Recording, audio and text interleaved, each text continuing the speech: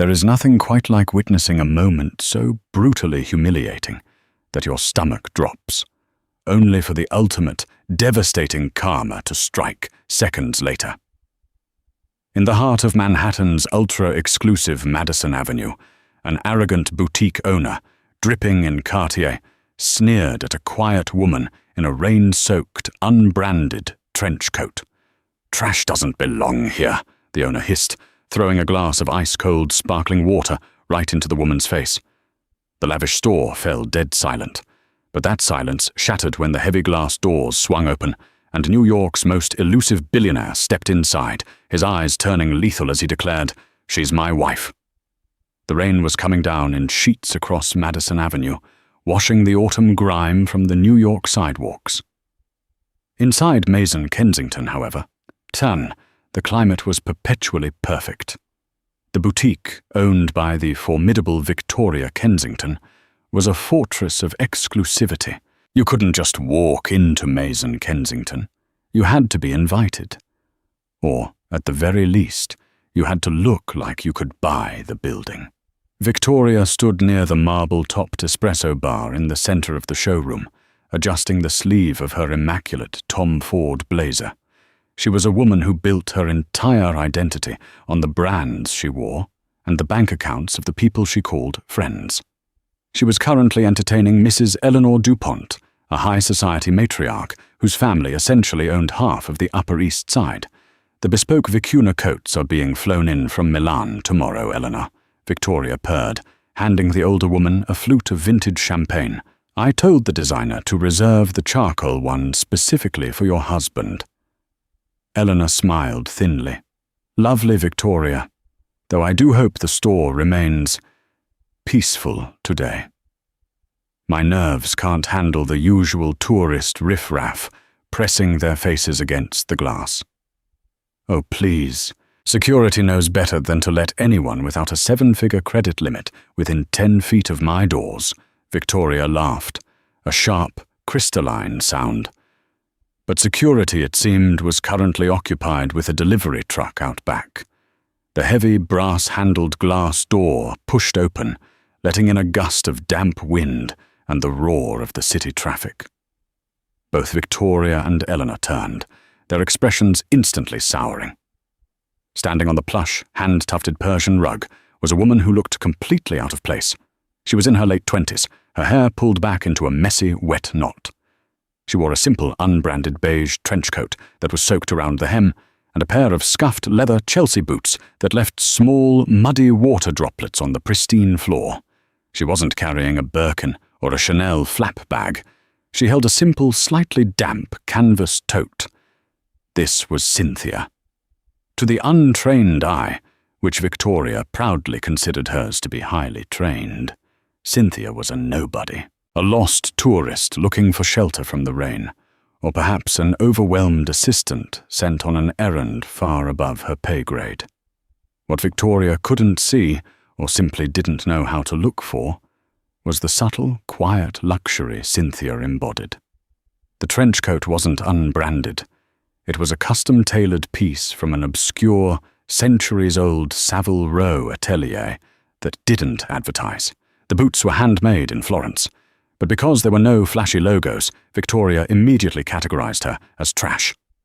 "Sylvia!" Victoria snapped her fingers, summoning her floor manager. "Get her out, immediately. She's dripping on the silk rugs."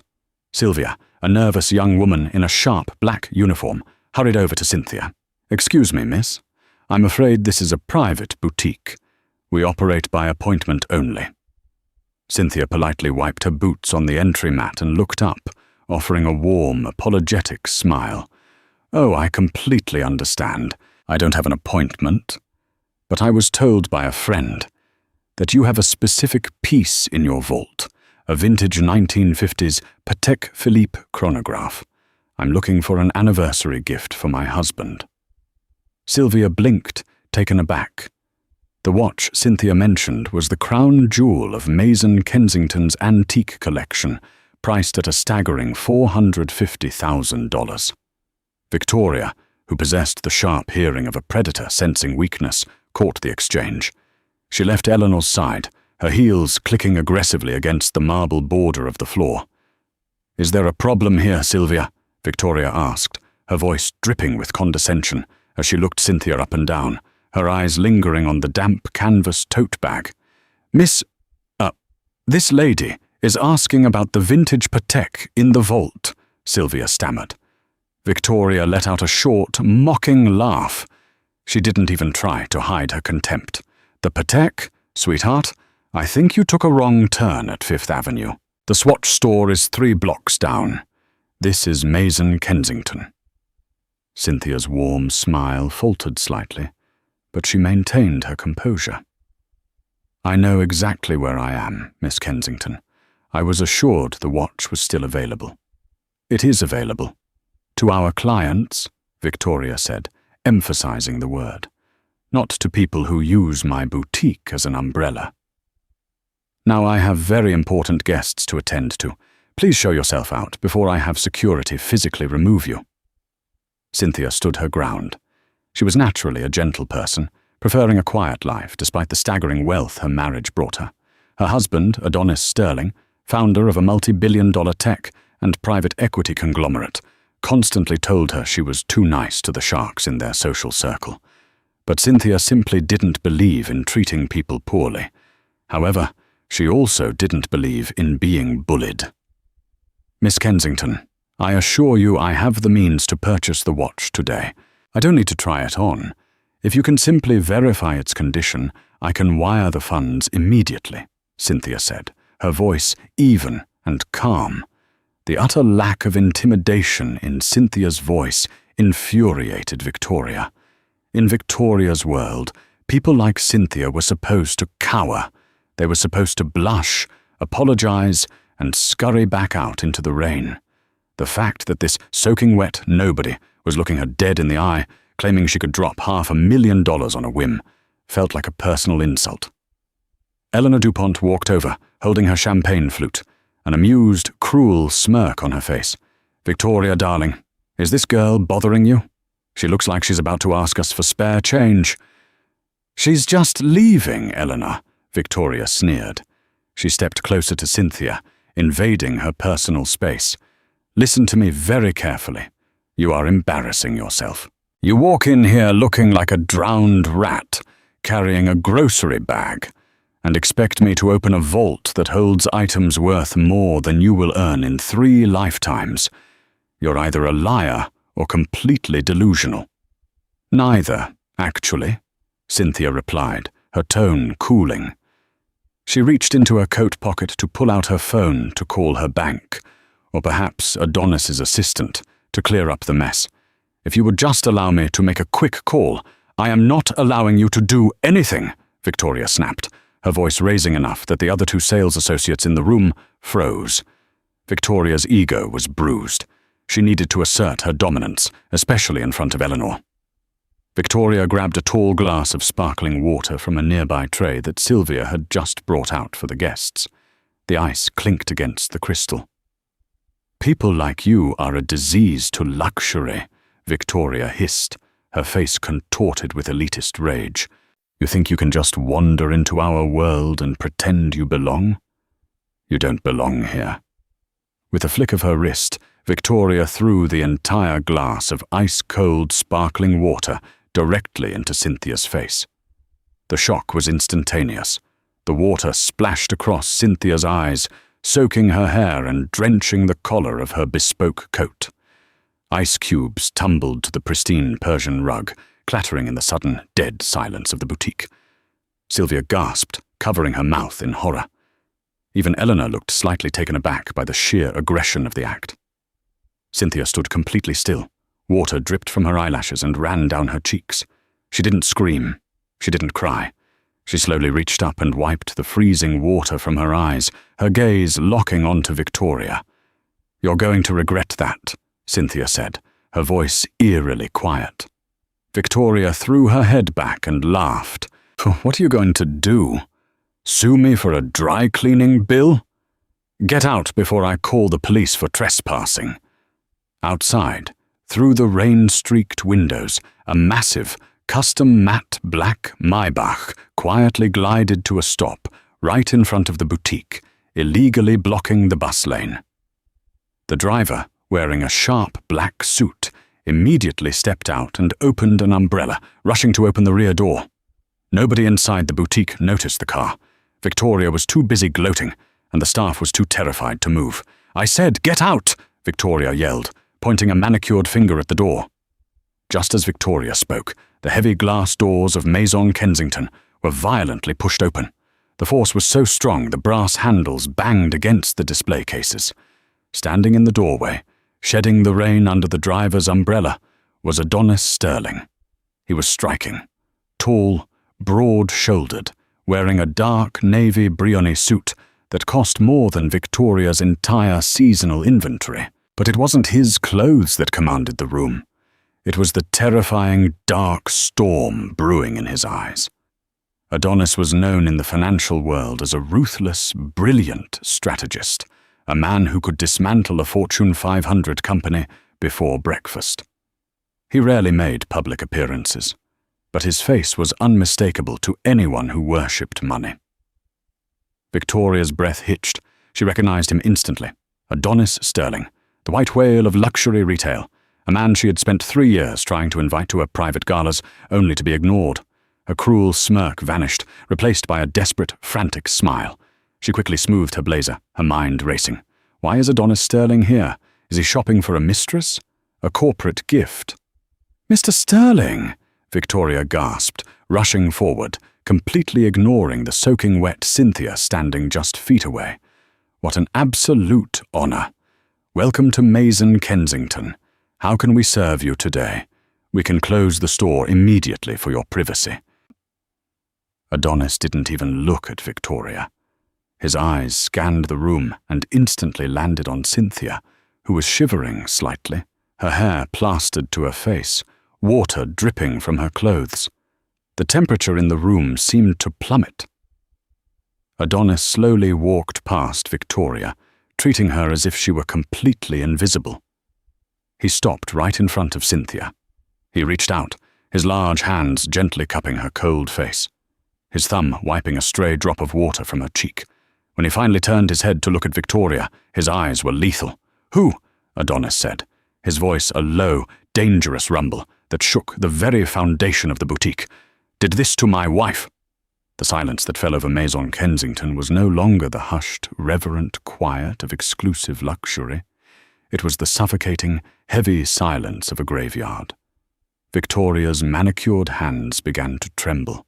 Her custom Tom Ford blazer suddenly felt like a straitjacket. She looked from the terrifying, towering figure of the billionaire to the soaked, unassuming woman standing calmly by his side.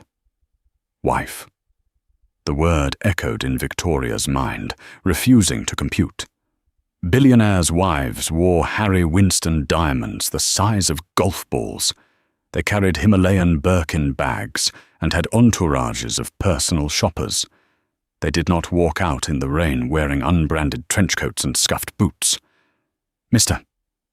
Adonis, there must be some kind of misunderstanding," Victoria stammered, the blood completely draining from her face, leaving her pristine makeup looking like a chalky mask. "This woman, she walked in off the street. She was dripping on the rugs. She was aggressive." Adonis didn't raise his voice. He didn't need to. He simply unbuttoned his immaculate navy Brioni suit jacket, slid it off his broad shoulders, and gently draped it over Cynthia's shivering frame.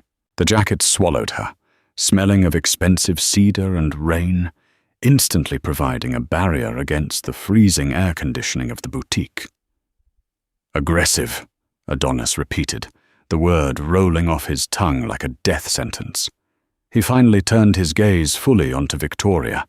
His eyes were devoid of any warmth. "My wife, who spends her weekends volunteering at animal shelters and refuses to let me buy her a private jet because she thinks it's bad for the environment, was aggressive toward you?" Eleanor DuPont, the high society matriarch who had been laughing just moments before, slowly placed her champagne flute down on the marble espresso bar. The subtle clink sounded like a gunshot. Eleanor was a survivor of decades of New York social warfare.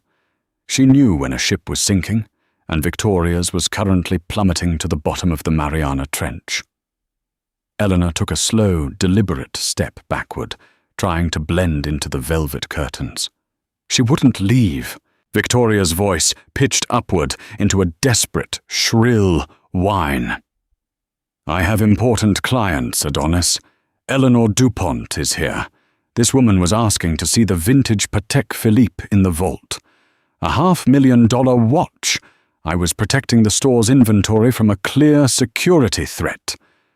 "She was asking to see the watch," Adonis said, his voice dropping an octave, "because today is our 3rd wedding anniversary, and she knew I have been looking for that specific 1950s chronograph for 2 years." Victoria swayed on her 6-inch Christian Louboutin heels. The room began to spin. Cynthia, pulling Adonis's warm jacket tighter around herself, finally spoke. Her voice was steady, lacking any of the malice Victoria had shown her. "I asked her to verify the condition so I could wire the funds. She refused. Then she told me I was a disease to luxury." Cynthia paused, locking eyes with Victoria, and then she threw the glass of water. Adonis's jaw clenched. The muscles in his neck jumped. He didn't yell. He simply turned his head and looked at Sylvia, the terrified floor manager, who was still clutching her clipboard against her chest as if it were a shield. "You," Adonis said, his tone commanding, but devoid of the cruelty he aimed at Victoria. "What is your name?" Sylvia, sir," the young woman squeaked, her knees practically knocking together. "Sylvia, is my wife telling the truth? Did your employer throw a glass of ice water into her face?"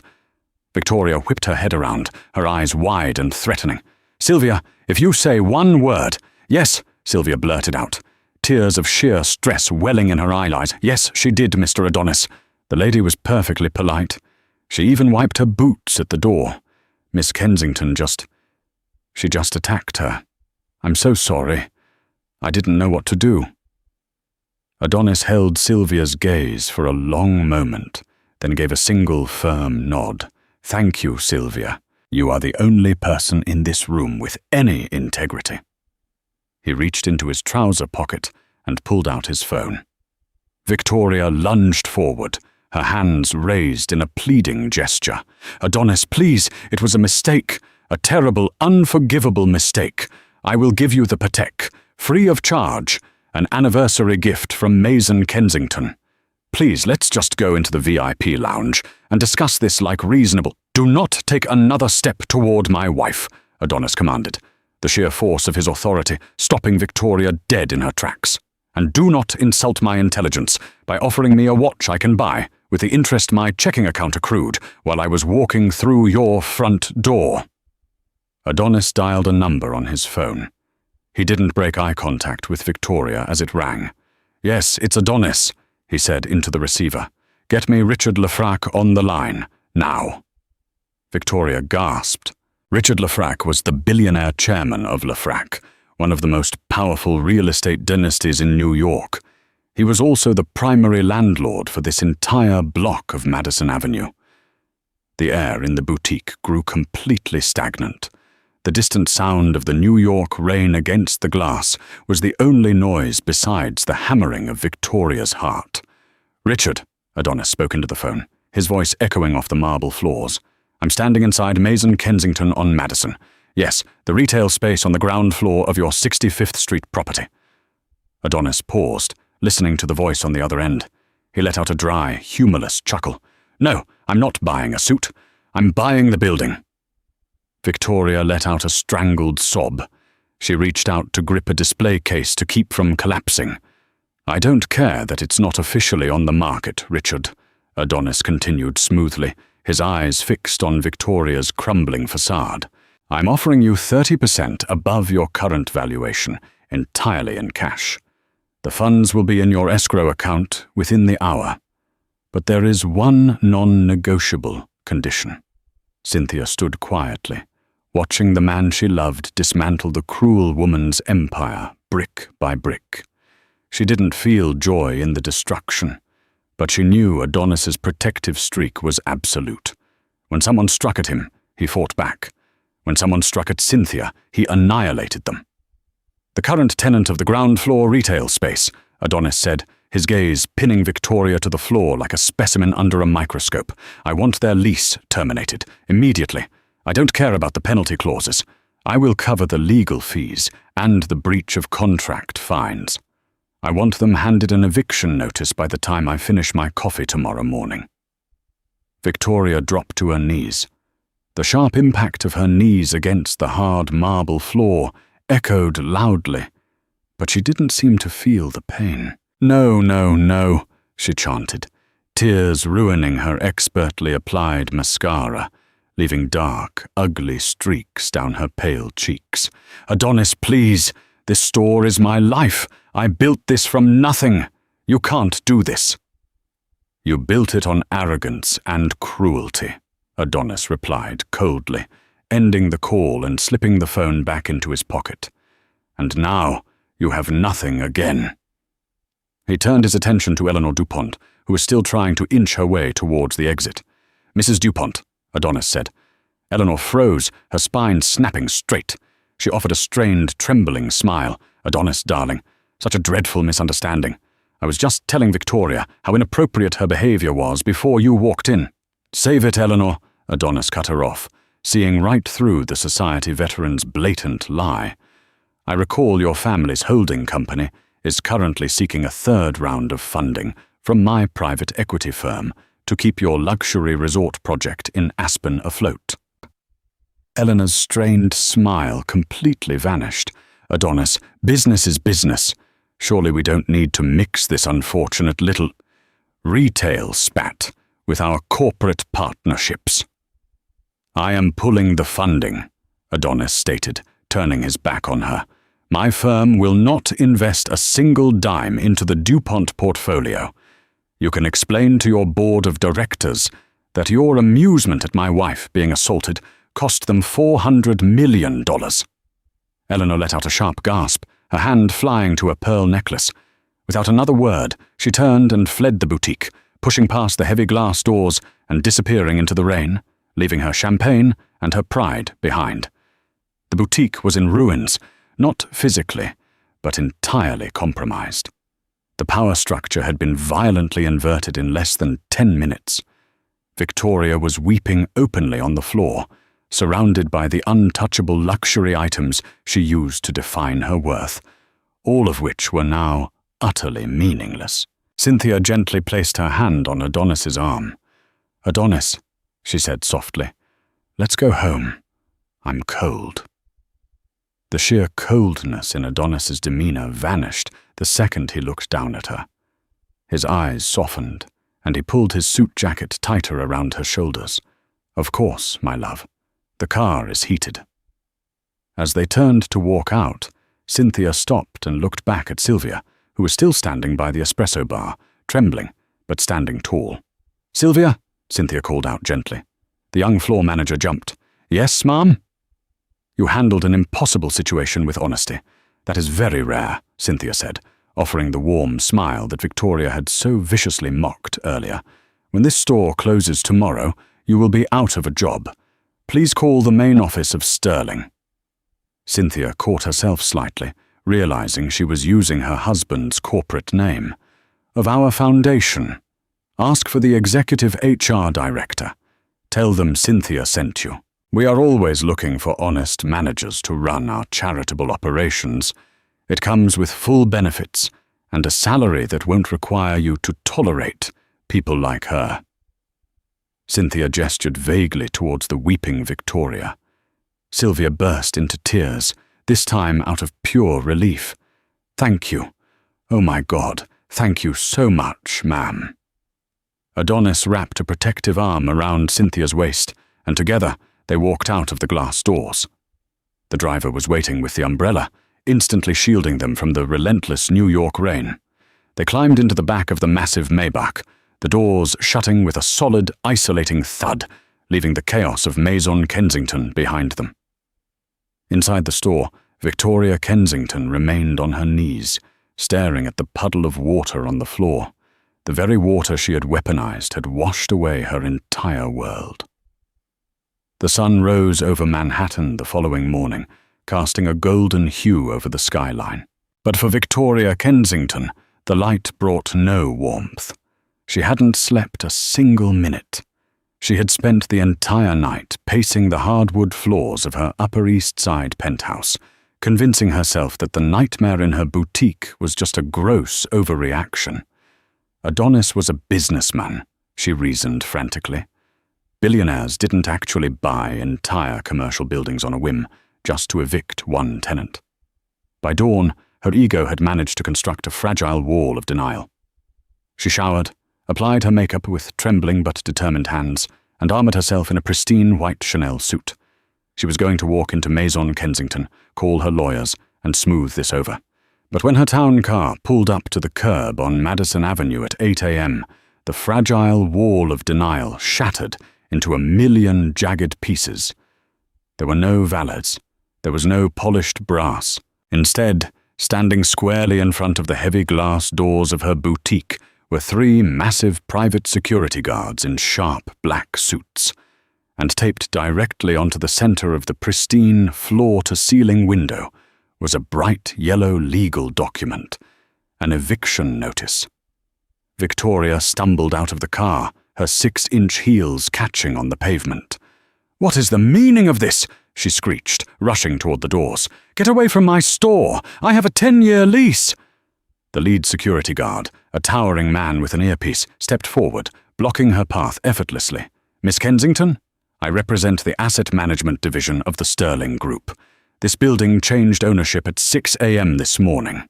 You are in violation of multiple lease agreements, specifically the moral turpitude and gross misconduct clauses. Your lease has been terminated." "That is illegal! You cannot do this overnight!" Victoria screamed, her perfectly manicured facade cracking in public. Pedestrians were beginning to slow down, holding up their smartphones to record the spectacle. The termination was filed by the legal firm of Skadden, Arps, Slate, Meyer, and Flom. "Acting on behalf of the new landlord," the guard replied in a monotone voice, utterly unfazed by her hysterics. "A team of movers is currently packing your inventory. It will be shipped to a secure warehouse in Queens. You have been legally barred from entering the premises. If you attempt to bypass me, you will be arrested for trespassing." Victoria's breath hitched. Skadden Arps. They were the most ruthless, expensive corporate litigators in the world. She didn't have the funds to fight a paralegal from that firm, let alone a senior partner funded by a bottomless bank account. Her phone buzzed in her Chanel bag. Then it buzzed again, and again. Suddenly it was vibrating continuously, a relentless swarm of notifications. She pulled it out with shaking hands. The screen was a chaotic waterfall of texts, missed calls, and news alerts. She clicked on an alert from page 6 of the New York Post. The headline made her stomach drop into the abyss. Madison Avenue, meltdown. Elite boutique owner evicted overnight after assaulting billionaire's wife. Underneath the headline was a crystal-clear, high-definition photograph captured from the boutique's own internal security cameras. It showed the exact humiliating moment Victoria threw the glass of water into Cynthia's face. Adonis hadn't just bought the building. He had accessed the security servers before they were even fully locked out. He didn't just want her evicted. He wanted her publicly, permanently destroyed. The article was devastatingly thorough. It detailed her elitist rant, quoted her exact words calling Cynthia a disease to luxury, and outlined the immediate, brutal financial retaliation from Adonis. But worse, the article noted that prominent socialite Eleanor DuPont had been present, and that the DuPont family's holding company had suspiciously lost a massive private equity funding round the very same evening. Victoria's phone rang. It was her primary supplier, an executive vice president at LVMH. "Jean-Paul," Victoria answered, her voice cracking, desperate for an ally. "Tell me you aren't believing this garbage. It's a hit piece." "Victoria," Jean-Paul's voice was ice-cold, stripped of the fake, darling pleasantries they usually exchanged. "Our brands rely on an image of sophistication. not unhinged, violent classism. Effective immediately, your distribution contracts are voided. We will not associate our labels with your name. Do not contact this office again." The line went dead. Victoria stood on the sidewalk of Madison Avenue, the city bustling around her, entirely alone. The empire she had spent a decade building, clawing her way up the social ladder, had been obliterated in less than 12 hours. And it was all because she judged a woman by the lack of a logo on her coat. By noon, the sprawling, glass-walled Upper East Side penthouse felt less like a luxurious sanctuary and more like a high-altitude tomb. The media storm that had begun at dawn had not just intensified. It had mutated from a local New York scandal into a viral, global spectacle of humiliation. Victoria sat alone at her massive, custom-cut glass dining table, staring blindly out at the sweeping views of Central Park. The world outside was moving on, but inside her meticulously curated apartment, the air was stagnant and thick with panic. The silence of the empty penthouse was deafening, broken only by the relentless, mocking buzz of her smartphone vibrating against the glass tabletop. The internet is a ruthless judge, jury, and executioner, and it had zeroed in on Victoria with terrifying precision. Across every social media platform, the hashtag #MaisonMeltdown was trending at #1 worldwide. It wasn't just a passing controversy, it was a digital execution. People were dissecting the leaked security camera footage frame by agonizing frame. Video essayists were already uploading deep dives into her background. Retail workers from across the globe were coming forward, sharing their own harrowing horror stories of dealing with Victoria's legendary cruelty, entitlement, and verbal abuse over the years. Even Women's Wear Daily, the absolute Bible of the fashion industry, had published a scathing morning editorial declaring her career in luxury retail completely and irrevocably dead. But Victoria was a survivor, or at least she believed she was. She was a narcissist of the highest order, and her brain fundamentally rejected the very concept of accountability. As she scrolled through the thousands of hateful comments, a twisted sense of self-righteous indignation began to replace her initial terror. "It wasn't my fault," she told herself, taking a large, unsteady gulp from a heavy crystal tumbler of 20-year-old scotch. It was that woman's fault. Cynthia. She orchestrated this. She walked in dressed like a vagrant on purpose to trap me. And Adonis is just an overgrown bully using his billions to throw a tantrum over a misunderstanding. She needed a spin. She desperately needed a way to flip the narrative and position herself as the victim of a malicious, coordinated attack by the ultra-rich. Slamming her empty glass down, Victoria opened her silver laptop. Her manicured fingers flew across the keyboard as she drafted an urgent email to a notorious, high-profile crisis PR manager. A ruthless fixer known for getting disgraced politicians and disgraced celebrities back into the public's good graces through sheer manipulation. Subject: immediate representation required. Victoria Kensington. "We claim it was a setup," Victoria typed frantically, her eyes wide and manic as the scotch burned in her chest. "We say the woman deliberately provoked me, refusing to leave the premises and threatening my staff. We release a statement that the security footage was doctored by Adonis's tech team, that he used his obscene wealth to silence the real story and illegally seize my business. I need a primetime television interview by tomorrow night. I will wear something subdued. I will cry on camera. I will say I am being bullied by a billionaire who wants to destroy a self-made woman." She read over the draft, feeling a microscopic, fragile shred of control return to her trembling hands. It was a lie, all of it. But in Victoria's world, the truth was just whatever you could convince the public to believe. She hit send. 30 minutes later, the heavy brass doorbell to her penthouse rang. Victoria frowned, her heart doing a nervous flutter in her chest. Her private concierge downstairs knew better than to let the press, or anyone else, up to her private floor without calling first. She slowly stood up, wrapping her silk robe tighter around her waist, and walked over to the security monitor mounted on the wall. Standing in the opulent, carpeted hallway were two men. They wore sharp, charcoal-grey suits and carried nondescript leather briefcases. They didn't look like journalists, and they certainly didn't look like residents of the building. They looked institutional, cold, unflinching. Hesitantly, Victoria unlocked the heavy oak door, leaving the thick brass security chain securely attached. She peered through the narrow 2-inch gap. "Who are you? The concierge is supposed to announce all guests." The older of the two men, whose face was completely devoid of any readable expression, reached into his breast pocket. He held up a black leather wallet, flipping it open to reveal a heavy, gleaming silver badge. "Miss Kensington?" he asked, his voice flat and authoritative. "Special Agents Davis and Miller, Internal Revenue Service, Criminal Investigation Division." Victoria's blood ran completely cold. The world tilted violently on its axis. The heavy crystal tumbler, which she had refilled and carried with her, slipped from her suddenly numb fingers. It hit the imported entryway tile and shattered into 100 jagged pieces, splashing amber liquid across her bare feet and the hem of her silk robe. The IRS, she whispered, all the air leaving her lungs in a rapid rush. "Yes, ma'am," Agent Davis said, not even glancing down at the shattered glass.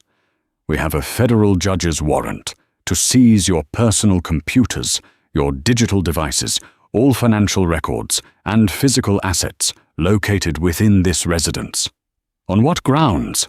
Victoria demanded, her voice instantly pitching upward into a hysterical, defensive screech. "This is harassment. Adonis sent you, didn't he? He's using his political connections to intimidate me. I will sue the federal government." "Mr. Adonis has absolutely nothing to do with federal tax law, Miss Kensington," Agent Miller interrupted, stepping forward and holding up a thick, stapled stack of legal documents stamped with the seal of the federal court. "However, during a routine, accelerated forensic audit of the commercial property you leased, severe irregularities were discovered in your corporate filings and point-of-sale systems. A whistleblower within the new property management firm tipped off our agency at 3 a.m. this morning." Victoria felt her knees buckle slightly, her manicured hand flying out to grip the edge of the heavy door. The whistleblower, Adonis's army of corporate lawyers and forensic accountants, hadn't just bought the building. They had ripped through the property's private server records, hacked into her internal point-of-sale systems, and downloaded everything attached to the local network before they locked her out of the premises. They had handed her entire financial life to the federal government on a silver platter. She had been cooking the books for years. It was the only way to maintain the illusion of her incredible wealth. She had routinely declared millions of dollars in luxury inventory as damaged, stolen, or lost. She then sold those lost items off the books to private black market buyers in Dubai, Moscow, and Macau to avoid crushing luxury import and sales taxes. She funneled that illegal, untraceable cash into a complex web of offshore shell companies just to afford the penthouse she was standing in. It was a fragile house of cards she thought was completely invisible. "We are currently investigating 42 counts of federal tax evasion, wire fraud, and international money laundering," Agent Davis stated coldly. He signaled for the building concierge, who had been standing silently off to the side, to use the master key fob to bypass the security chain. The heavy oak door swung open with a dreadful finality, forcing Victoria to stumble backward into the foyer, her bare feet stepping dangerously close to the broken glass. "You can't do this," she sobbed, the last remnants of her pride crumbling into dust as 6 more federal agents filed silently into a beautiful, curated penthouse.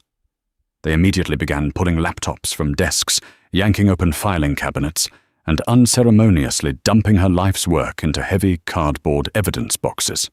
"Miss Kensington, I strongly suggest you contact a criminal defense attorney immediately," Agent Davis said, pausing near the doorway. "Though I must inform you, the Federal Asset Forfeiture Division has already placed a total freeze on all your domestic and known international bank accounts. As of this exact moment, you currently have 0 accessible liquid capital. Have a good day." Victoria collapsed onto her pristine, white Italian leather sofa, pulling her knees tightly to her chest. She sobbed uncontrollably, watching through blurred eyes as federal agents dismantled her entire life, piece by piece. She had no store, she had no friends, her reputation was in ashes, and now she was going to federal prison. The realization settled over her like a suffocating blanket. Meanwhile, miles away from the chaos and sirens of Manhattan, in a quiet, sunlit conservatory overlooking the gentle, rolling waters of the Hudson River, Cynthia sat in a plush, oversized velvet armchair. The room was a haven of peace, filled with thriving green plants, the smell of old books, and the gentle warmth of the afternoon sun. Cynthia wore a soft, oversized cashmere sweater, her bare feet tucked underneath her. A tiny, scruffy stray cat she had found shivering near an alleyway the week prior was currently curled up in her lap, purring so loudly it vibrated against her hands as she gently stroked its ears. She took a slow sip of chamomile tea, her eyes focused on the boats drifting lazily down the river. The heavy wooden doors of the conservatory opened with a soft click, and Adonis walked into the room. He had shed his suit jacket and tie, the sleeves of his crisp white dress shirt rolled up to his forearms. He held a slim silver tablet in one hand. As he looked across the room at his wife, the ruthless, terrifying predator the financial world feared melted away entirely. His sharp features softened, leaving only a deep, unwavering devotion. He walked over quietly, mindful not to startle the sleeping cat, and sat on the wide, padded arm of her chair. He gently brushed a stray, dark strand of hair behind her ear, his thumb lingering affectionately on her cheek. "The IRS has executed the warrant," Adonis said softly, his deep voice barely above a murmur. "They raided the penthouse 20 minutes ago. Her accounts are entirely frozen, and her passport has been flagged. The U.S. Attorney's Office is looking at pushing for 10 to 15 years. Cynthia looked away from the river, her expression serene, but tinged with a quiet, profound sadness. She hadn't wanted this level of absolute destruction, but she was wise enough to know the weight of consequences. She looked down at the rescued cat in her lap. "I didn't want to ruin her, Adonis," Cynthia said, her voice gentle, lacking any trace of vindictiveness. "I just wanted her to understand that you can't treat people like they are beneath you." "You didn't ruin her, my love," Adonis replied, leaning down to press a long, tender kiss to the top of her head, breathing in the scent of her shampoo. Her own arrogance ruined her. She built a house on lies and cruelty. I simply handed her the bill. 6 months later, the crisp, biting autumn air that had defined that fateful day on Madison Avenue had surrendered to the gentle, blooming warmth of a New York spring. The city was vibrating with new life, the parks turning a vibrant green. But for Victoria Kensington, there was no springtime thaw. There was only the suffocating, sterile chill of the Daniel Patrick Moynihan United States Courthouse. The courtroom was a cavernous space of dark mahogany and unforgiving fluorescent light. The air smelled faintly of lemon floor wax and old paper. Victoria sat rigidly at the heavy wooden defense table, looking like a hollowed-out ghost of the woman she had once been. The bespoke Tom Ford blazers, the heavy Cartier bracelets, and the flawless, intimidating aura were entirely gone. In their place was a drab, ill-fitting grey suit issued by her court-appointed defense attorney, a fabric so stiff and cheap it left red, irritated marks on her neck. Her hair, once a trademark cascade of expensive blonde blowouts, was pulled back into a harsh, severe knot. She looked small, she looked ordinary, and to Victoria, being ordinary was a fate worse than death. Presiding over the case was senior U.S. District Judge Jed S. Rakoff, a real-life titan of the federal bench whose reputation for dismantling white-collar arrogance was legendary throughout Manhattan. He sat high above the courtroom, adjusting his wire-rimmed glasses as he looked down at the documents before him.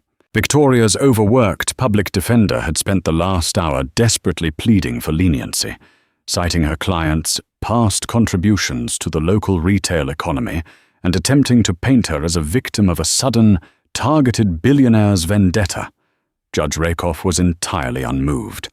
"Miss Kensington," his voice boomed over the microphone, the deep timbre echoing off the wood-panelled walls and settling heavily over the silent room. "You are not standing before this court today because of a personal dispute in a retail store. You are here because a forensic audit uncovered a systemic, deeply entrenched network of financial deceit." Victoria squeezed her eyes shut. Her hands, resting on the table, trembled violently. She clasped them together, her knuckles turning white. But the shaking wouldn't stop. "You built an enterprise not on business acumen, but on systemic deception," the judge continued, his tone laced with absolute disdain. "You defrauded the federal government of millions in luxury import taxes. You laundered illicit funds through a labyrinth of offshore shell companies. You sold luxury goods off the books to international buyers while claiming them as destroyed inventory. And you did all of this while operating with a breathtaking sense of entitlement, projecting an image of superiority while engaging in common thievery." A single bitter tear cut through the exhaustion on Victoria's pale cheek. She slowly turned her head, looking over her shoulder towards the gallery benches. She was searching for a sympathetic face, a former client, a society friend, anyone. She specifically looked for Eleanor DuPont, hoping the matriarch might offer a shred of support. But the heavy wooden benches were completely empty. Eleanor DuPont had entirely distanced herself from the scandal the moment the news broke, cutting all ties to save her own family's plunging stock prices. Victoria was completely alone, the dethroned queen of a fallen, fraudulent empire, abandoned by everyone she had ever tried to impress. "The court finds no mitigating circumstances in your behavior," Judge Rakoff stated, his eyes locking onto hers. "Only a calculated, unyielding greed. It is the duty of this court to ensure that white-collar criminals face the exact same justice as any other citizen." He paused, letting the weight of the room settle. "I sentence you to 84 months in a federal correctional institution. No possibility of early parole." The sharp, sudden crack of the gavel striking the sound block made Victoria jump. It was the sound of her fate being permanently sealed. As the federal bailiffs approached to escort her away, the cold metal of the handcuffs snapping shut around her wrists felt like ice. She didn't fight. She didn't scream as she had on the sidewalk 6 months ago. The fight had been entirely drained out of her, leaving only the crushing reality of her 7-year nightmare. Meanwhile, miles away on the ground floor of the Madison Avenue property that Adonis had seized overnight, a completely different scene was unfolding. The space that once housed the oppressive, elitist fortress of Mason Kensington had been gutted and breathtakingly reborn. The cold, intimidating black marble and the velvet ropes were gone. In their place was warm, natural oak flooring, walls painted in soft, inviting tones, and massive floor-to-ceiling windows that allowed the bright spring sunlight to flood the room. The air no longer smelled of overpowering, aggressive designer perfumes. It smelled of fresh jasmine and rich espresso. The frosted glass doors now bore a new name in elegant, understated lettering: the Vanguard Initiative. It wasn't a boutique. It was a high-end, philanthropic, styling house and career center. It was fully funded by Adonis's vast wealth, but every square inch of it had been meticulously envisioned and designed by Cynthia. Inside the main showroom, Sylvia, promoted from a terrified floor manager to the confident, radiant executive director of the foundation, was helping a young woman try on a beautiful, expertly tailored navy blue suit. The woman, Maria, was a single mother who had spent the last 4 years working double shifts to put herself through night school for accounting. "It fits you perfectly, Maria," Sylvia said with a warm, encouraging smile, stepping back to adjust the lapels. The nervous energy that used to define Sylvia was entirely gone, replaced by a deep sense of purpose. "You are going to walk into that corporate interview tomorrow morning, and you are going to completely own the room. They would be lucky to have you." Maria stood before the three-way mirror, her hands tentatively touching the premium wool fabric of the jacket. Tears welled in her dark eyes, threatening to spill over. "I've never worn anything so beautiful," she whispered, her voice thick with emotion. I feel like I actually belong there. I don't know how to thank you for this." "Don't thank me," Sylvia replied softly, her smile widening as she gestured toward the back of the sunlit showroom. "Thank her. And remember, Maria, the suit, the matching shoes, the leather briefcase, they are all yours to keep, courtesy of the foundation. Go get that job." Maria followed Sylvia's gaze. Standing near the grand window overlooking the bustling avenue was Cynthia. She wore a simple, unbranded cream cashmere sweater, a pair of well-fitted denim jeans, and her favorite, comfortably scuffed leather Chelsea boots. She was carefully arranging a massive vase of fresh white hydrangeas, humming a quiet melody to herself. She looked entirely at peace, utterly unbothered by the fact that she was the quiet architect, standing in the center of one of the most expensive pieces of commercial real estate in North America. The heavy glass doors chimed softly as they opened, letting in the hum of the city traffic. Adonis walked in, even dressed down in a casual charcoal trench coat over a dark sweater. His towering presence commanded the room. Yet the lethal, terrifying edge that had dismantled Victoria Kensington was completely absent. As his eyes scanned the room and locked onto Cynthia, his expression softened into an absolute, unwavering adoration that he reserved strictly for her. He crossed the room quietly, wrapping his strong arms around her waist from behind and pulling her back against his chest. He pressed a long, tender kiss to her temple, breathing in the scent of her hair. "The lawyer's just called," Adonis murmured, his deep voice keeping the conversation private between the two of them. "The sentencing is over. The judge gave her 84 months. Cynthia paused, her hands resting on the edge of the crystal vase. She didn't smile at the news. There was no gloating, no victorious cheer. She simply nodded, a look of solemn understanding crossing her features. "It's a tragedy," Cynthia said softly, turning her head slightly to look at him. A tragedy that she let her pride, her arrogance, and her absolute refusal to see people as human beings cost her everything she had. But choices have consequences. She chose her path. Adonis gently turned her around, so she was fully facing him. He looked at the woman he loved, a woman who took a place built on cruelty and exclusivity, and transformed it into a sanctuary of warmth and empowerment. "You are incredible," he said, his voice thick with reverence. "You broke down an empire and built a lifeline in its place." He stepped back slightly, reaching into the deep pocket of his trench coat. "However, amidst all the chaos of the last 6 months, there is one piece of business we never concluded. You never gave me my 3rd anniversary gift." Cynthia's eyes lit up, a sudden, mischievous spark dancing in them that caught Adonis entirely off guard. "Oh, didn't I?" She turned and walked over to a simple canvas tote bag resting on a nearby armchair. She reached inside and pulled out a heavy, beautifully polished mahogany box, the wood gleaming in the sunlight. She walked back and handed it to him, her lips curving into a knowing smile. Adonis raised a dark eyebrow, a rare look of genuine confusion crossing his face. He undid the small brass latch and flipped the lid open. Inside, resting perfectly on a bed of cream-colored silk, was the immaculate, breathtaking vintage 1950s Patek Philippe chronograph. The golden gears caught the light, the seconds hand sweeping silently across the pristine dial. Adonis stared at it, utterly stunned. He looked from the watch to his wife and back again. "How in the world?" he started, his brilliant mind struggling to connect the dots. "Cynthia, I had the entire inventory of Maison Kensington seized the morning we evicted her.